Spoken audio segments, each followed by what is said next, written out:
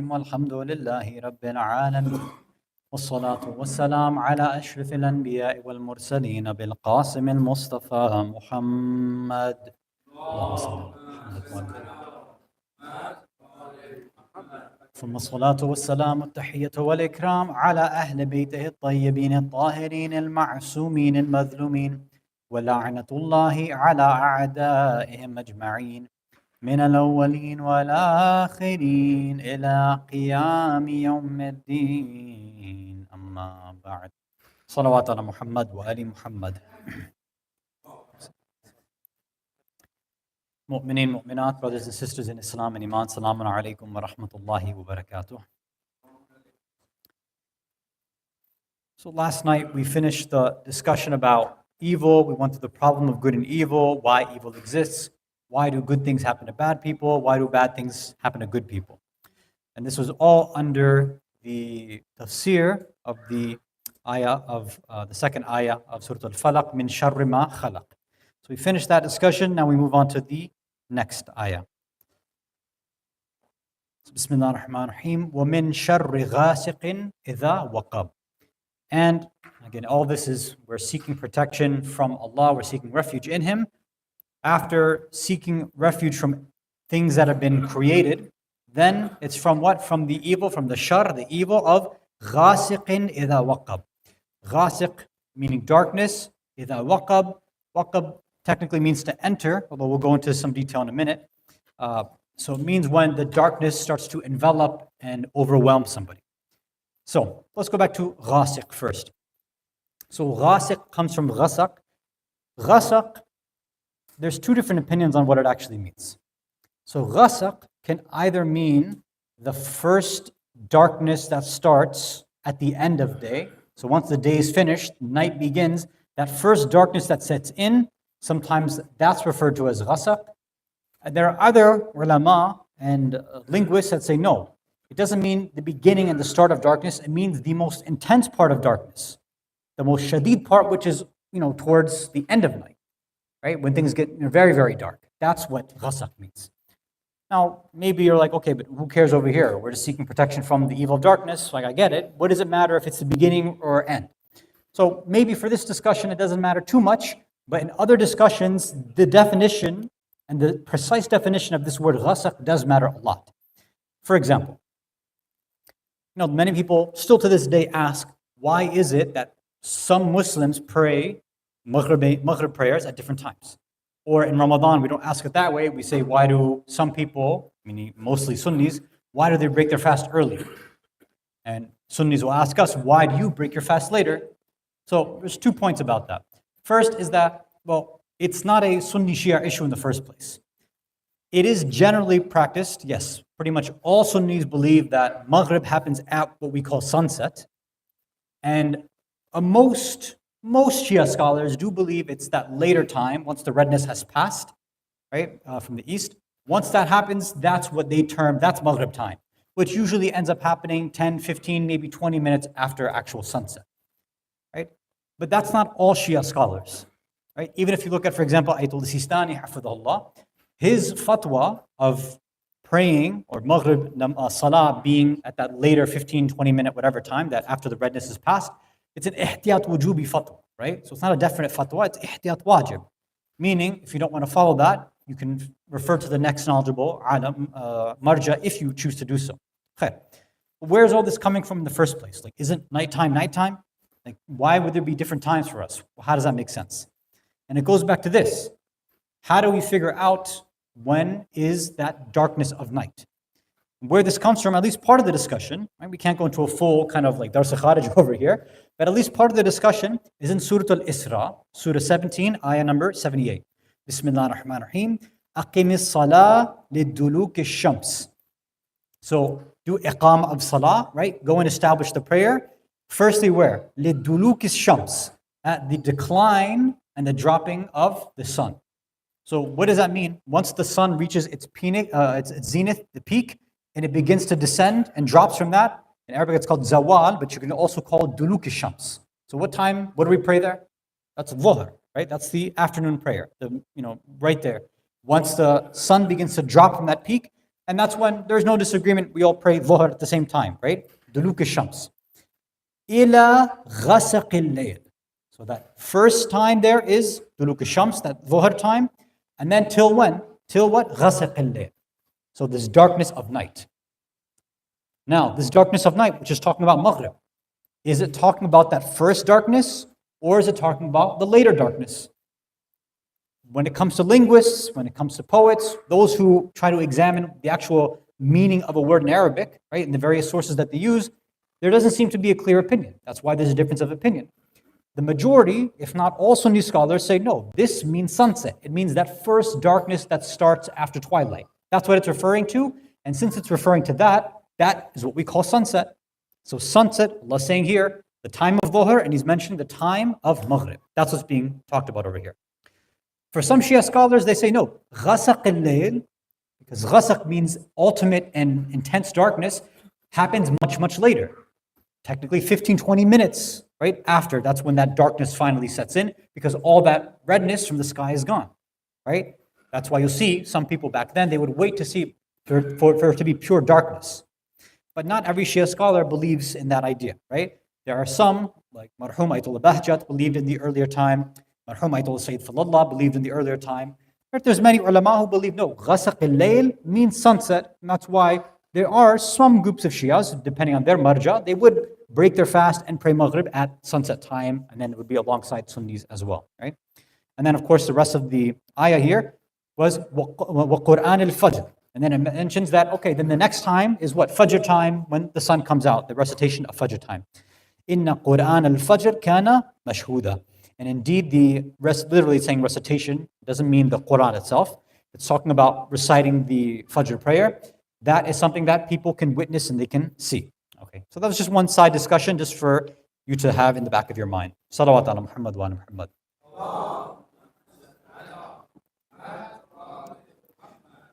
No, I don't want anybody to come away to think that, yes, I sat here for a Dars Kharij and I understand the difference now. This is just one small part of the discussion. There are many riwayat in the Sunni books and the Shia books which talk about the Imams, at least for our books, praying when it was really dark. Some we have riwayat where the Imams did not wait till it was dark. So there's a discussion that our mujtahideen have, and they can, based on their own ijtihad, figure out what their definition and their application of Maghrib happens to be. But I thought that it might be helpful for us to see that sometimes it's not clear-cut, right? We don't know what the words in Arabic mean. And, language can be complicated sometimes too, even with people who use the same language. Let's give you an example for people who sometimes have problems when it comes to translation and taking things over. So when I think we first got to Qom, I was invited to one of an institute there that worked on translations and things like that, right? So I was meeting some of the brothers there. Some of my friends had worked there and done translation work. And there were some obviously Iranians who were part of the institution as well. They had done translation work, research, things like that.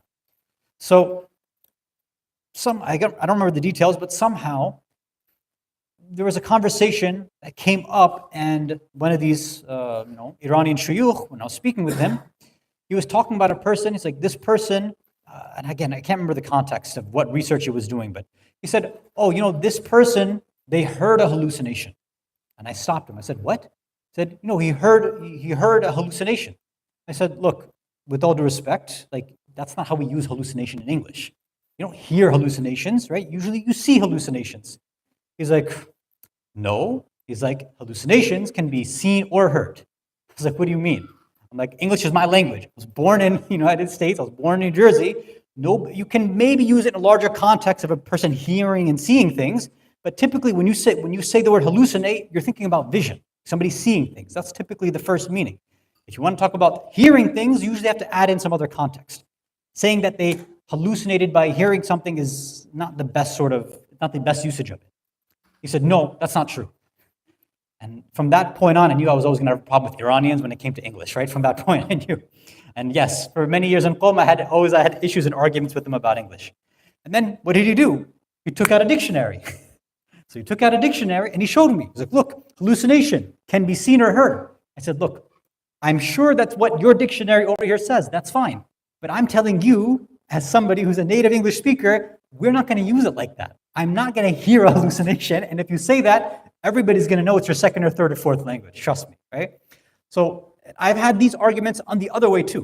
It was in one community, and we were arguing about the ayah of the Quran in Surah Al-Waqi'ah, right?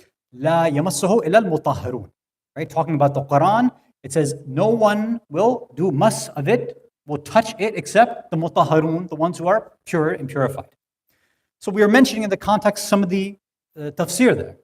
Because if you take that ayah in its literal meaning, it says that nobody except those who are mutahhir, meaning they've purified themselves through wudu or something like that, those are the only people who should be able to touch the Quran.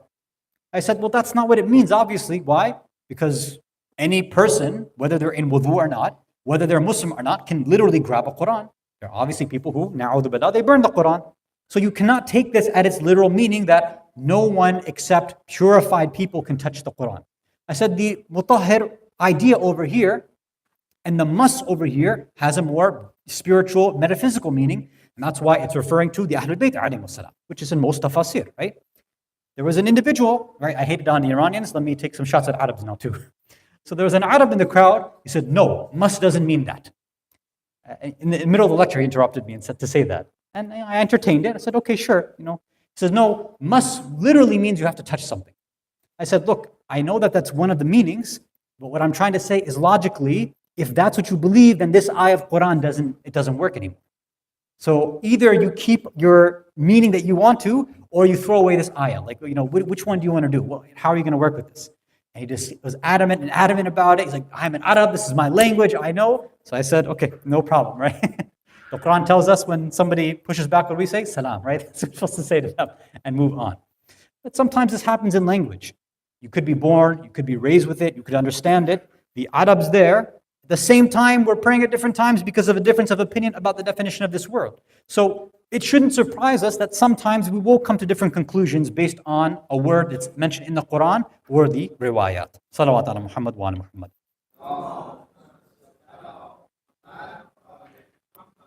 In other words, khulasa, language is tricky, right? It's not that easy. It's not that straightforward. Okay. So this was the idea of ghasaq and ghasiq. So ghasiq over here is talking about some level of darkness. Many ulama, right, will prefer the opinion that it means the first light. Some will say that it's the darker light, the most intense light. But as we're talking about darkness, it doesn't matter which level of darkness. إِذَا waqab. So what is waqab? Waqab comes from wuqub. Wuqub means to enter something, right? So entrance. But it's not any specific type of entrance. It's when somebody or something enters something and they are surrounded and enveloped in a certain way. Right? So typically this is not just like for entering a doorway into a bigger room. That wouldn't make sense necessarily. You use wuqub when you talk about, let's say, something going into a hole or into a cave, because now you're in an enclosed space and you've been surrounded by something, right? That's why they say that wuqub can also mean hole. Sometimes it's used that way as well too, or waqab can mean hole, right?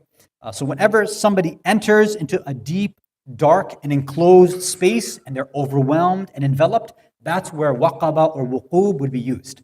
So now this makes sense why you would say we're seeking protection from the evil of ghasiq, this darkness, idha waqab, when it comes and envelops somebody in that darkness. Right? So what's the point over here? Why is all this darkness stuff being mentioned? Well, what the mufassirin say over here is it's, from the previous ayah, what do we have? First, Allah is mentioning that we are seeking refuge and protection from what? Seek it from everything that He's created.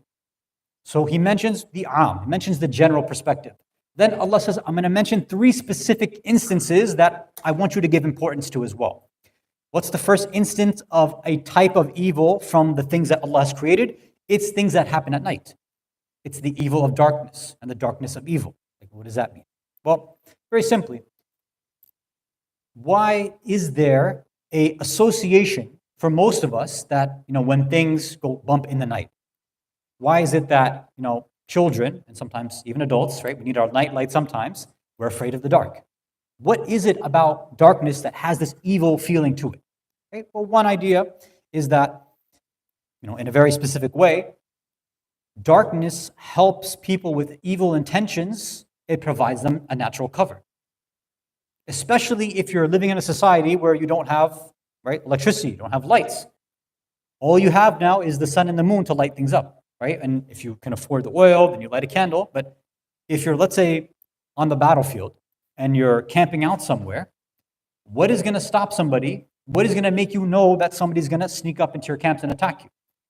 Unless you have people who are awake and on guard at night. So darkness is meant to provide a cover for those with evil intentions. Usually what happens? These places where haram things take place, are they open during the day? Typically not, right? They open up at night.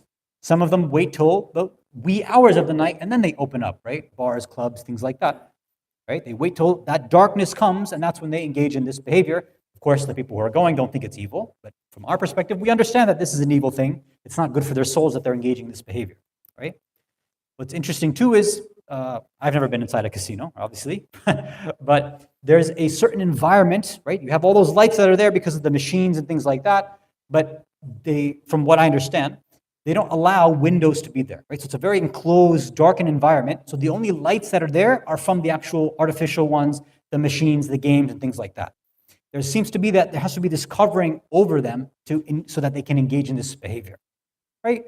And in the past, when people want to engage in shady behavior, even nowadays, what do people do? They look for a dark alley, right? If they want to mug somebody or do something sinister or evil, they look for a place where they can get natural cover.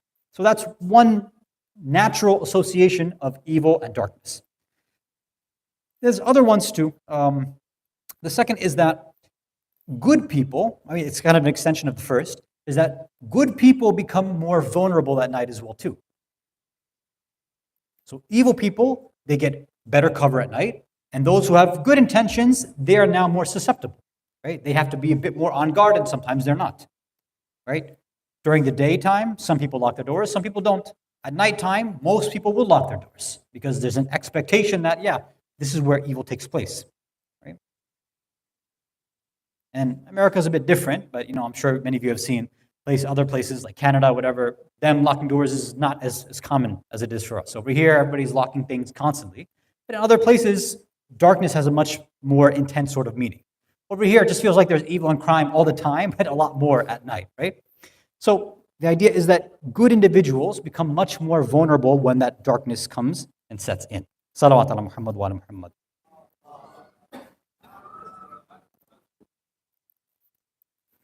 And you can imagine why, historically, again, this makes sense too, because at night, if somebody wanted to engage in some haram behavior, and there's no sun to shine on them, the moonlight is not that bright, they can, because of the darkness, they can do whatever they want out in public and nobody will know, right? Because their faces will be hidden.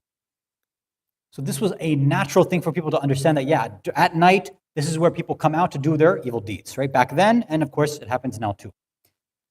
Now, the rest of these ayat, they go beyond this too, right? They continue on with the same idea. So one type of the evil of creation is this darkness that's there. Then the next two types that are mentioned in the next two ayat are other instances of evil too. So Allah first mentions to seek protection from what He's created in a general sense. And then the first example is from what? It's from the evil of darkness when it comes and envelops and surrounds. And the second is what? Is وَمِن شَرِّ النَّفَّاثَاتِ فِي الْعُقَدِ. This evil from nafathat is the plural of nafatha, which literally means witch, right? And witch in a context of that time is specifically a female witch, not a male witch, so a sorceress, if you want to use that word, or female wizard, that specifically uses methodology where they would blow on knots, right? That was the type of magic that they employed. Min sharri nafathat, so from the evil of these witches, what? Fil uqad. Uqad is the plural of uqda, and uqda just means knot, right? So from the evil of these witches who were blowing on knots. Uqad, we know, comes from the same root as aqd, right? Aqd also means to tie something together, right? So for example, when we talk about marriage, when the marriage ceremony Islamically happens, we call it aqdul nikah, right? So it's the tying of the nikah. And that's pretty much the same way we use it in English too, right? You tell somebody when they get married that they've tied the knot, right? So it's interesting that that same concept in Arabic has also found its way into English as well, right? Salawat ala Muhammad wa Muhammad.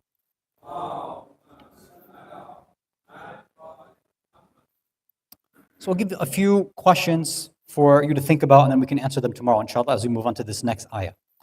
So this is specifically saying, min sharri nafathat. So nafathat, I said, is talking about female witches. Now there are male practitioners of magic too, but they are not mentioned in this ayah. So why is that? Why is Allah singling out female witches or sorceresses? Why not sorcerers and male practitioners of magic, whom are mentioned more in the Quran than females are, right? At the time of Nabi Musa, for example, right? At the time of Nabi Sulaiman, right? So why would females be singled out in this ayah? So we'll try to answer that tomorrow. Another question also would be, when we were talking about before about darkness, right? That, okay, darkness is when all this evil stuff happens, right? When bad things happen. Is darkness supposed to be only associated with evil? Is there anything good about darkness at all? That's another question that we have to try to answer tomorrow.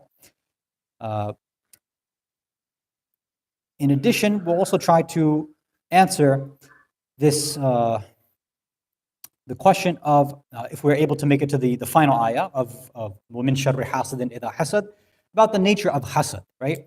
Because literally, the way that it's translated, وَمِن شَرِّ حَاسِدٍ, and from the evil of a jealous person, إِذَا حَسَد, when they're jealous. How does that make sense? From the evil of a jealous person when they're jealous. Couldn't Allah just say one or the other? Why don't you just say the evil of a jealous person? Or why not just say the evil of jealousy? Why say the evil of a jealous person when they're jealous? Right? Sounds like unnecessary repetition. But there is a reason for that. And inshallah, if Allah gives us tawfiq and we have the time tomorrow night, then we'll try to answer these few questions then. Walhamdulillahi Rabbil Alameen. Wa sallallahu ala Sayyidina Muhammad wa ala ahli baytihi at-tayyibin at-tahirin.